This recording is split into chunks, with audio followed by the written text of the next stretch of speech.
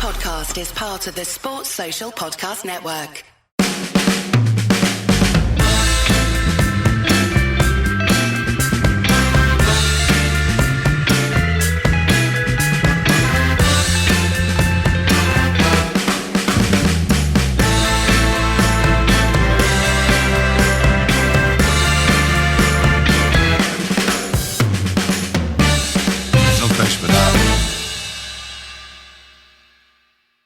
Well, Ed, that was a little hairy there for 45 minutes against Colchester, but in the end, the Reds with a fine attacking display in the second half. Oh yeah, really stuck it to League One Colchester. League One? League Two? What league are they in? Yeah, ninth in League Two, Colchester. Wow. Yeah, we do struggle against low division teams at home. I mean, one of the funniest things was, and by the way, hairy, I'm not sure it's the right word for someone. I mean, it was truly awful in the first half.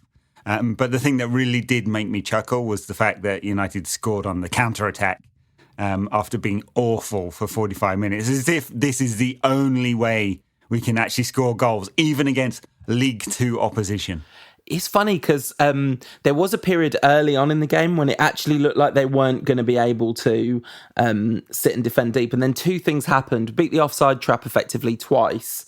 Marcus Rashford, one his first touch was really heavy. And then the second one, he had a right old swing at it with his left foot, I think, from standing on his right foot. And he just kind of completely missed the ball. Those were the two decentish chances. And then from about 20 minutes in, they were olaying at 23 minutes. I mean, look, it's not as if at any point Colchester actually really caused United any trouble. I mean, it's not quite like the Rochdale game where Rochdale actually got some good chances and, in fact, scored.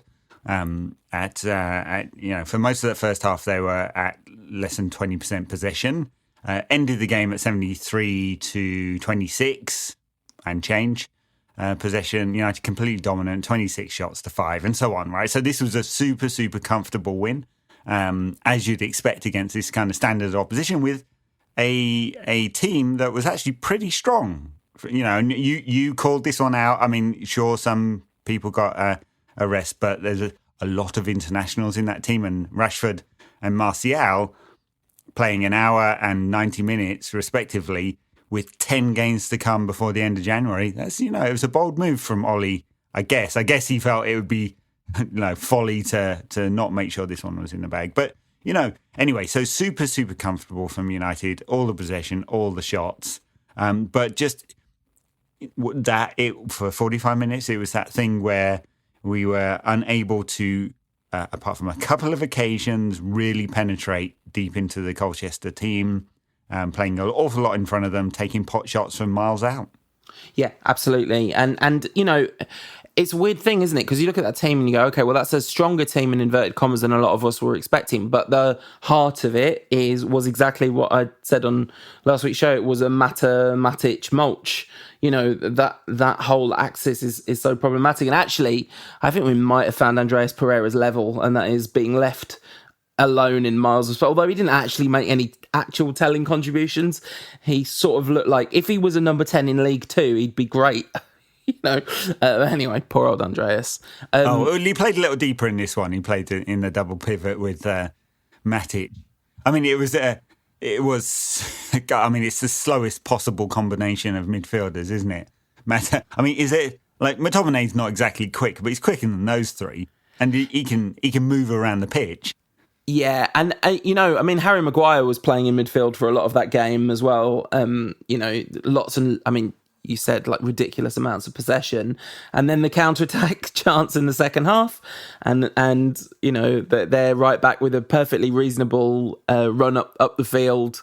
Wasn't like being negligent or anything, but just that one bit of space was left, and Matic managed to unpick the lock with a really fine long ball. And Rashford did brilliantly.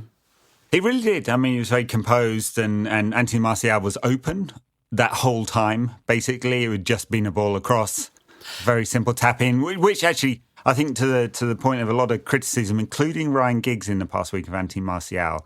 And some of it just, I think, very, very wrong-headed. Martial's movement as a number 9 is very good. And in that particular circumstance. He was in exactly the right place for the whole stretch of that move. It turned out that Rashford didn't need him, and Rashford's confidence, despite missing quite a few chances earlier in the game, wasn't shot by that. And that's, it's a very good sign, because there have been times, haven't there, during his career, in fact, this season, when that confidence hasn't looked as high. Absolutely. And I think that one of the main reasons I was glad that he didn't pass it to Martial was just a lot of moves had been broken down in the box by them sticking a leg out, and when it started to get overcomplicated, and there was like real merit to Rashford just keeping the ball really close to himself until he worked an opening, and he did really well and he executed it really well. And, Rashford cutting inside, dribbling the ball through the box and slamming it into the back of the net. That's what we all want to see from him, and continues his absolutely stellar form of the last few months. I mean, what's brilliant is, I was thinking, because we've done the end of decade awards thing that we recorded, and that's going to be released over the Christmas period when we have a bit of time off. But the thing that I was thinking about that was Rashford is bang on for player of the season. And this will be the first time that an attacking player has won player of the season since Robbie Van Persie in 2013. Really? Wow. Unless you count Ander Herrera as an attacking player of the season. He won it, which he wasn't, Yeah, I mean, and stunning stat, really, and symptomatic of how much United have struggled. In fact, look at the goals tally all those years, just that one Mourinho season where United came second, where there was even a decent amount of goals. So... one thing I did find amusing about Colchester, I love the fact when you're playing a lower division team, there's all sorts of weird body shapes in these lower teams. There just always is. There was Lapsley, the guy who had zero neck and was about 4 foot tall, little ratter in midfield getting about the place. And right next to him was Newball, absolute beast of a man, just like built. I mean, that guy bench presses all the time. Doesn't run, bench presses. Yeah. And it was right throughout the Colchester side. It's a great sign. It's one of them. It's the magic of the FA Cup, or in this case, the EFL Cup. Yeah. And I mean, there were lots of observations from people who were at the game about the low quality of Colchester support, the kind of, there's a Munich Jess, all that stuff that you just expect. But, when I saw the end on the telly and I saw 5,000 Colchester fans, thought we're not going to hear United all night. But actually, so I'm going to a game on Boxing Day, I think, probably. Cheers, Ollie. And I went to one game against Chelsea. But it does seem like the singing section, like especially in a game like the one yesterday or Wednesday night, really makes a big difference. Now it is where, although I think they were in where the away fans normally sit for this one, which is acoustically clearly brilliant. But I didn't hear the Colchester fans hardly a peep out of them apart from the Olays. No, if they weren't Colchester fans, they'd be England fans, right? Lower divisions and all of that, right? Barely a thing else to say about this game. Really, I mean, I was glad. I wasn't ending the conversation. I was just like, there weren't lots of interesting things happening. Basically, I was glad Martial scored a goal. Good for him, So he needs it, doesn't he? Coming back from injury, he looked very pleased with himself at getting that one. Yeah, I was just going to say, like, Mason Greenwood did absolutely brilliantly for the second goal. That was an own goal. Just really carved them open. That was once we'd gone 1-0 up, and that properly killed them. And then Rashford. Yeah, lovely ball across. It doesn't get the credit for that one because own goals don't get an assist. That's weird. They should do, really. Yeah, they really should. And then Rashford, although League Cup assists, no, they're not counted. No one's counting them anywhere anyway. Rashford did really well to set Martial up too, and that's like the front three all setting each other up basically. And yeah, I mean Greenwood once again. Definitely first team ready. We talked loads and loads about him. He's finally played and not scored, but even in the game he didn't score, he effectively got an assist. Yeah, no, look, and United need these numbers because, Rashford's generally fit, but he played a lot of last season not fit. Clearly, we know that's the case now. Martial is not always fit. Daniel James is going to need a break because he's going to have a big dip.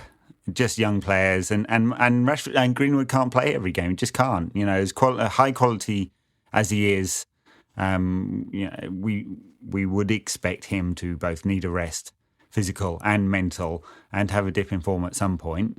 At which point the knives on the bottom half of the internet will be out in force. So, I'm not surprised that United, as we talked about on the Monday pod, are looking for someone. I would have thought a number 10 would be an absolute desperate first choice here, but it looks like they're going for a number 9, and a lot of talk this week still about Erling Haaland, who is wanted by an awful lot of clubs, but United are apparently prepared to throw a lot of money at him, and that might break up this dynamic. But I mean, Martial's just not fit enough, often enough, to rely on him, as brilliant as he can be. And Rashford seems to be blossoming, coming in from the left rather than playing up front. It just seems to be that way. I wonder if Haaland comes if you end up playing Martial on the left and play Rashford at 10 sometimes. But, it seems like Solskjaer's been a little bit reluctant to experiment. But I wonder if some of that's just about personnel.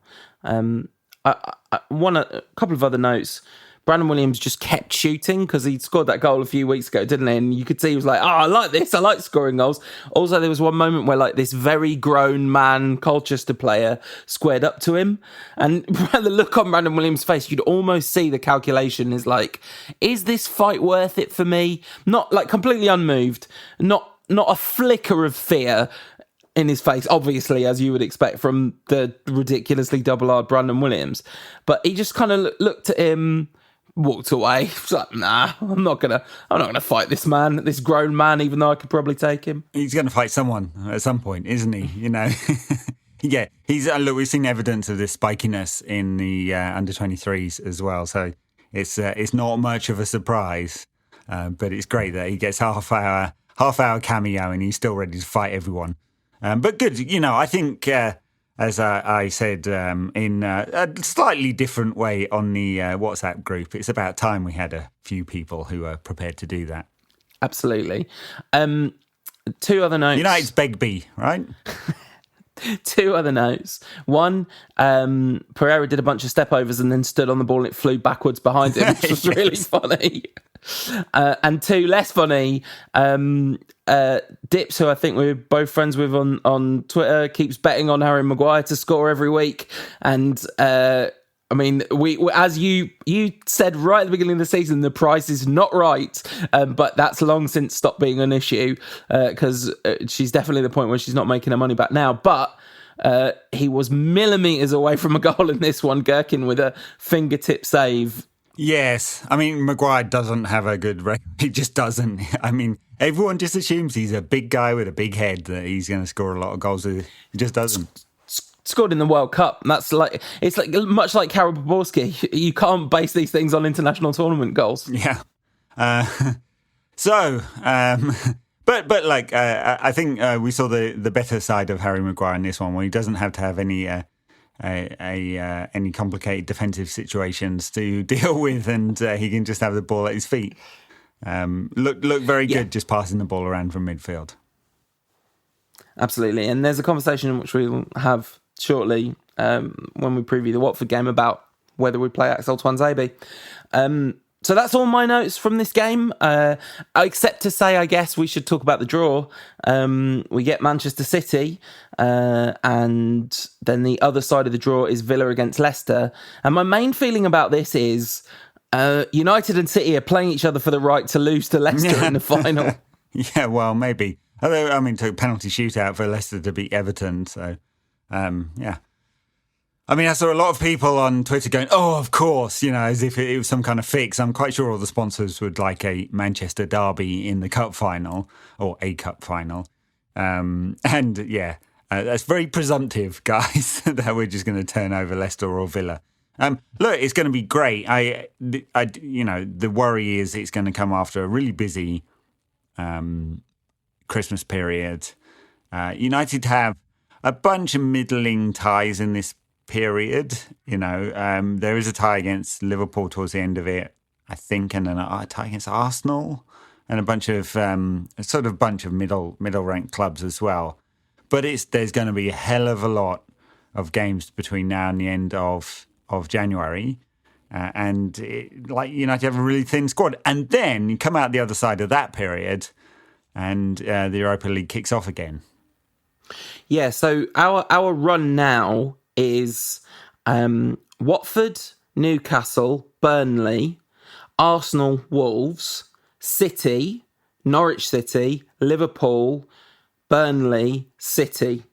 Right, the Wolves game's the FA Cup game.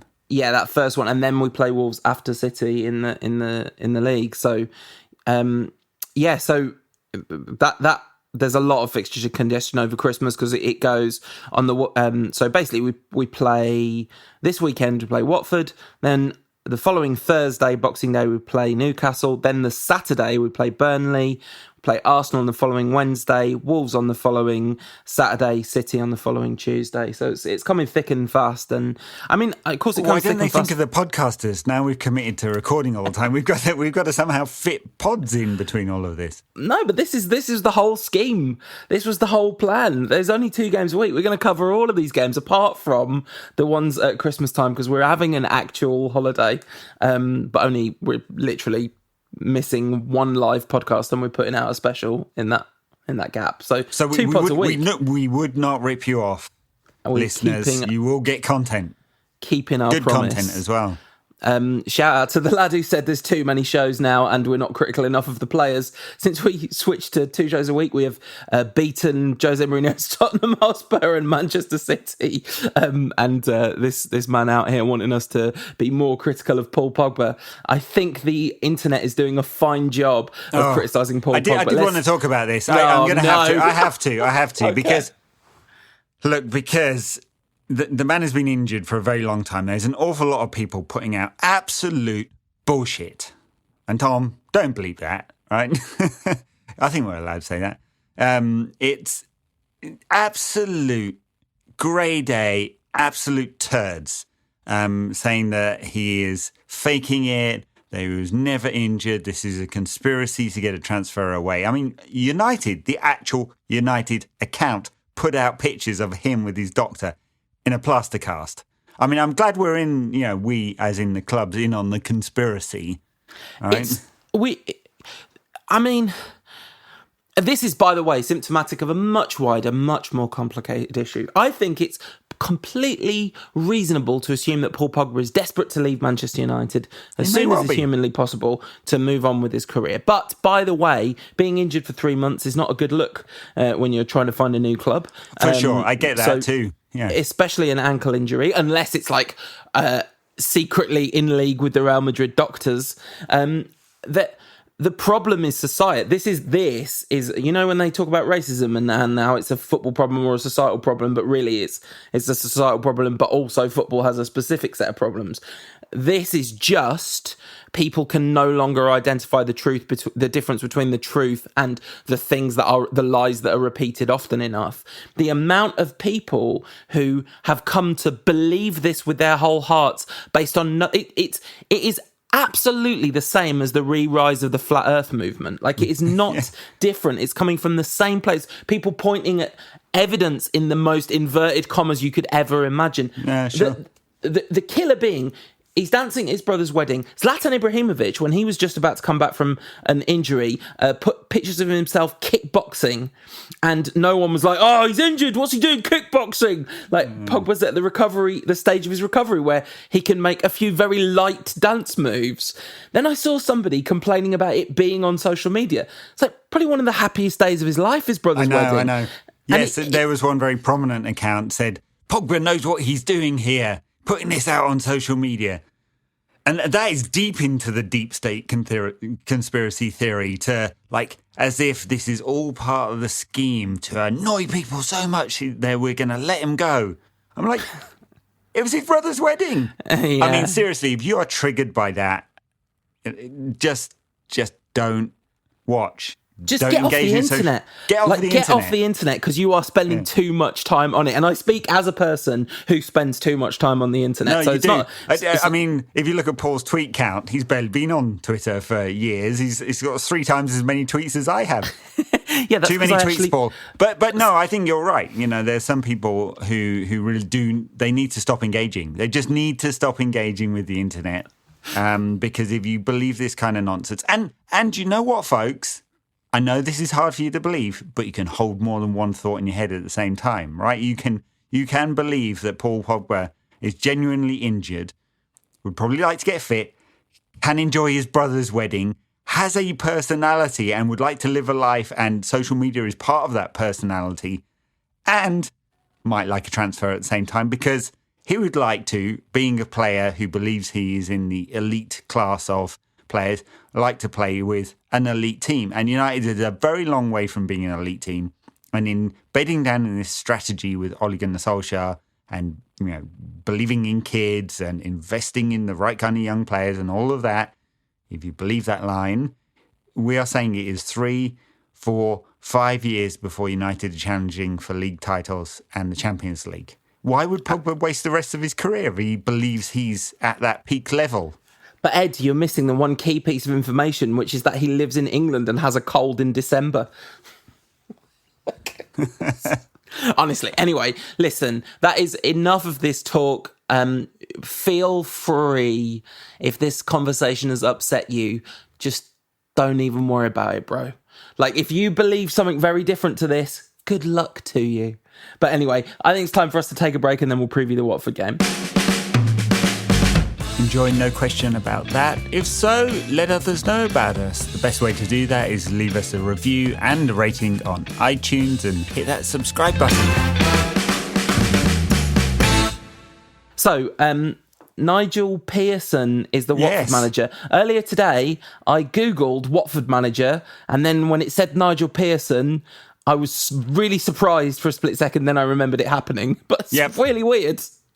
Really quite a good appointment, though, to be fair, to do the job that they want to do, they need to do now. I mean, look, he's an experienced manager. It's not as if he's had huge amount of success through his career, but he's got plenty of experience at the top level, including managing Leicester for 4 years. So this is the key thing. So it's not like he's a good manager at the top level. It's Leicester were in absolute free fall and he really arrested the decline and steered the ship to keeping them up. And then they won the league the following season, partly based on the kind of groundwork he'd built, really. And undoubtedly so, yeah. It was interesting when looking into his history. I didn't realise until you'd said that he'd been managing at Leuven in the Belgian second division. I was like, that's a really strange appointment. Oh, how did Leuven appoint Nigel Pearson? What's the rationale and thinking behind that? And of course, they're owned by King Power, who also own Leicester. And I was like,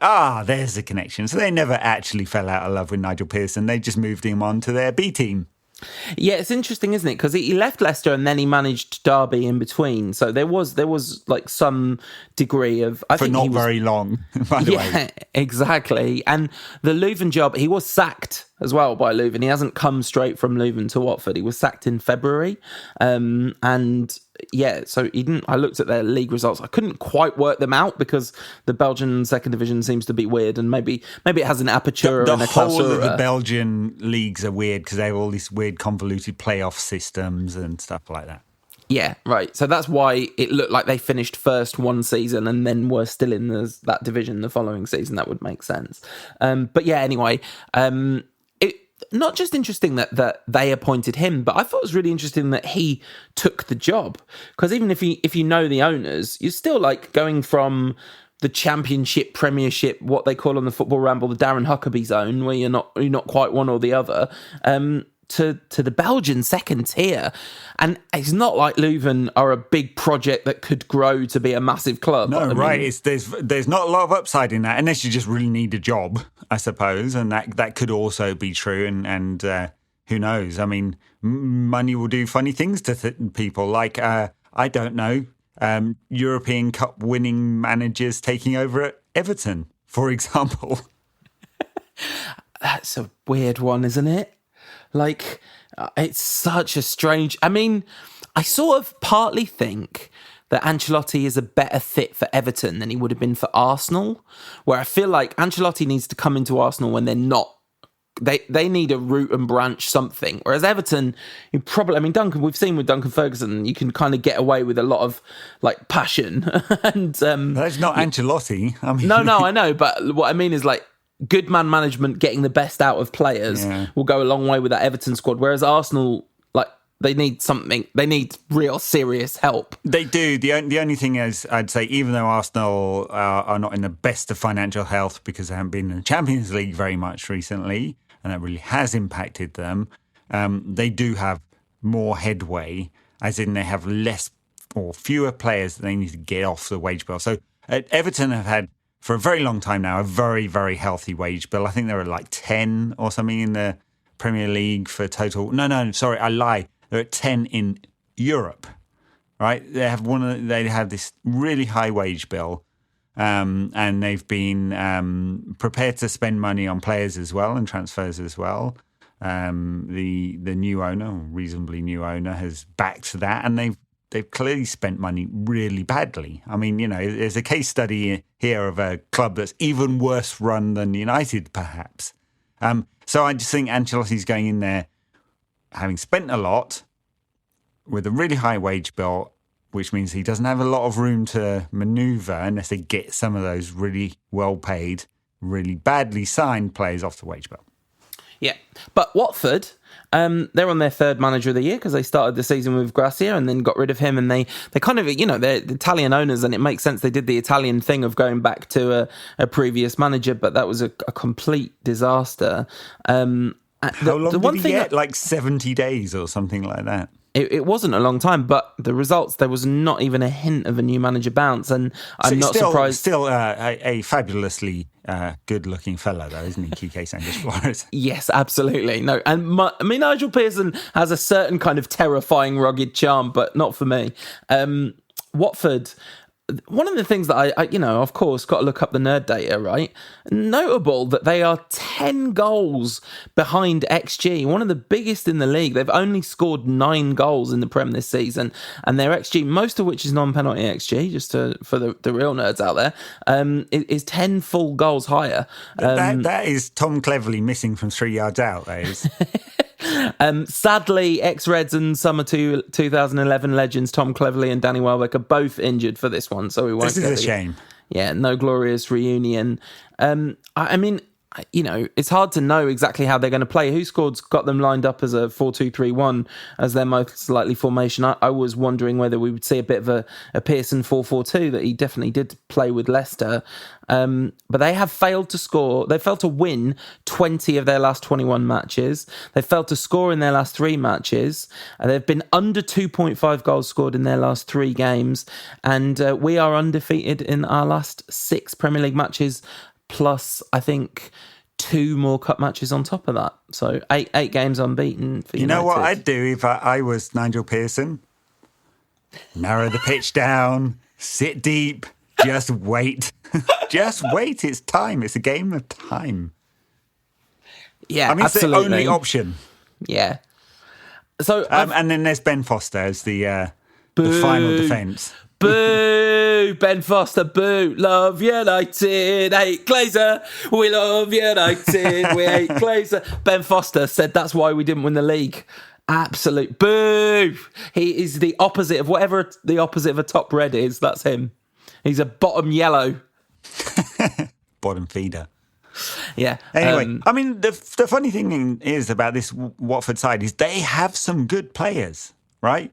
Capoue might be on the downside of his career, but he's a decent player. Will Hughes, plenty of talent in that left foot, ginger-headed left foot of his. Decore is definitely moving on to a better team. Definitely.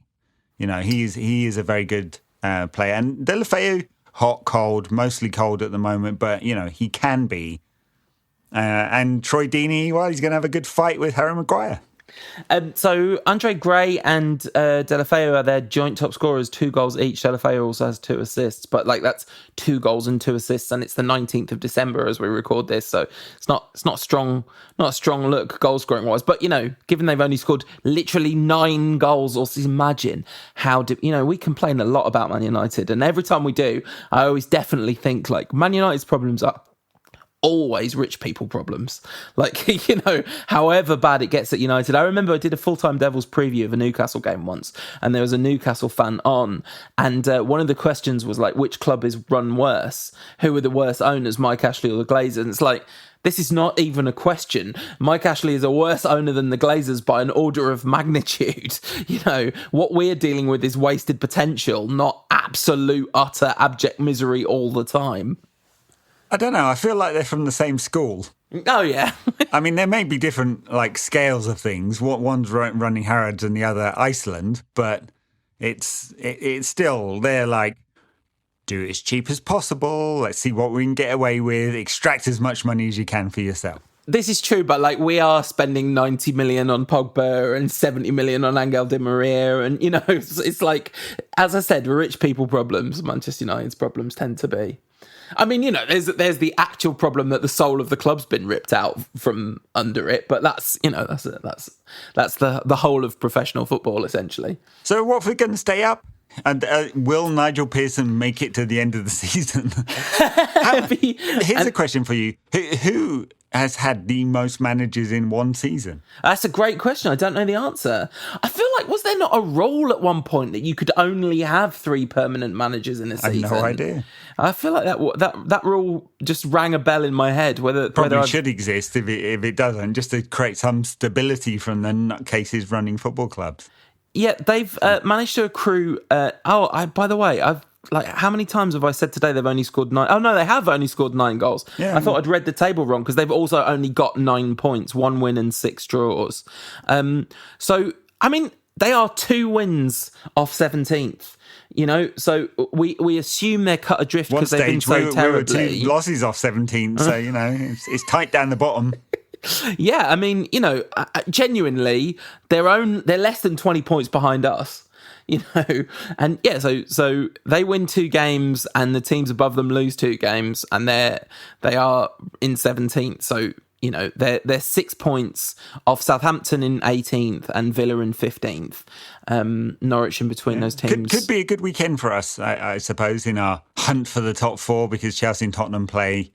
Don't they? Or they play... Yeah, they do. They play on Sunday. And I guess we're hoping for a draw there and pick up a couple of points on them. Or if Chelsea win, then we'll be 5th and into the Europa League places. Whoop. Very exciting. I think I might have said Villa are in 15th, but they're in 17th. They've got 15 points. But yeah, I mean, I don't know. I'm not taking this game for granted. Genuinely, we're coming on to predictions. I am absolutely not taking... Look, we can't take any game for granted because this is not a United team that turns it on any kind of consistent basis. And look, I was joking and you were laughing at me as I said it, but seriously, there is a way to play against United. The maddest thing that Watford could do in this game is to come out and play. They just don't want to have the ball. Just wait. I wasn't laughing at you. I was laughing at the depth of accuracy of what you were saying. Just to be clear, this is exactly what they have to do. We're away from home. I think hand on, saying it with your chest, predicting that United are going to batter Watford because Watford have only got 9 points this season. I think you have to kind of not watch United this season to think that. Oh, by the way, commentator in the game yesterday said, well, United aren't creating many clear-cut chances. And you're just these people need to realise who we are. That, I don't know if you saw the viral video that did the rounds of someone saying all commentators when they talk about Manchester United, and it was just a bloke going, this is Manchester United. This is Manchester United Football Club we're talking about. It's not anymore. It's not, No, but it may be taking them 7 years to realise what we've become, but it's taken more than 20 for Clyde Tilsley to forget that night in Barcelona. and rightly so, he hasn't, and that's what we like. Rightly so. All right, so predictions, Ed? We are going to win 2-0. I'm predicting a 1-1 draw in this game. No. You know what? United score early. This game's easy because Watford then have to come out, and that is the challenge. But of course, there's no guarantee that United manage to score early or first In fact, Watford score first, and it's We're going in to some be trouble. a long afternoon. I mean, listen, I'm saying it's a 1-1 draw. We've got some very talented players, some of whom are in real good form. We could win this game 4-0, but my actual and the official actual prediction... team, I mean, De Gea, Wan-Bissaka, Maguire all start. Left back's an interesting choice because Ashley Young played the full game against Colchester. Came off, didn't he? I think he did he came come off. off? But I didn't read anything into that because last time when he came off against Alton, I was like, I reckon he's in the team. And then he absolutely wasn't. Interesting. I mean, we got 3 players there. I mean, looks like Shaw's at the head of the line at the moment, but there's no reason why. He's not very good.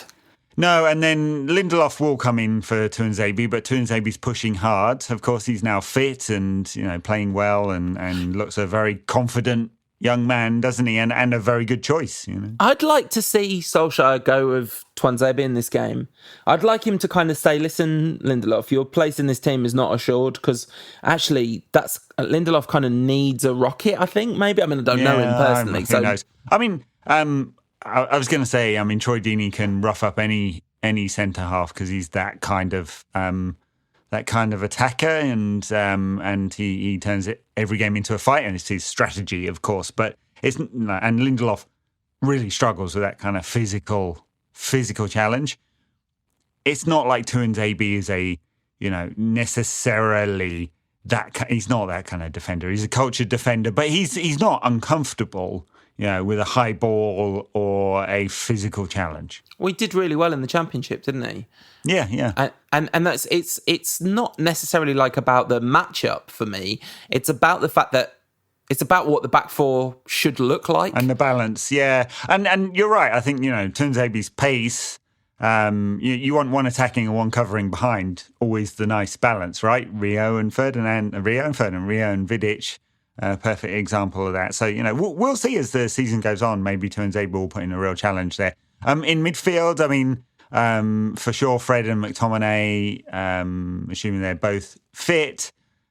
Who gets number 10? I don't know. And then it's Rashford, Martial, and Dan James up front, and Greenwood's back on the bench. Lingard's playing number 10. That's my prediction. Probably. All right. Thanks for listening, everyone. We'll be back with another one of these after the game on Sunday. We'll probably release it on Monday. Then we'll have a Christmas special, and then back to the normal 2-a-week coverage. 2 a week. Loving it. Take care of yourselves till then. Okay. Bye now. Enjoying No Question About That? If so, let others know about us. The best way to do that is leave us a review and a rating on iTunes and hit that subscribe button.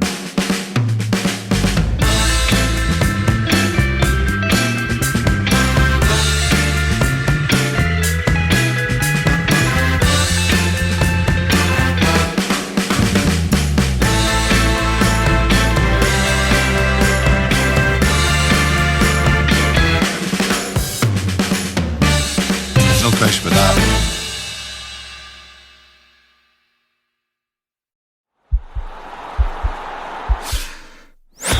This podcast is part of the Sports Social Podcast Network.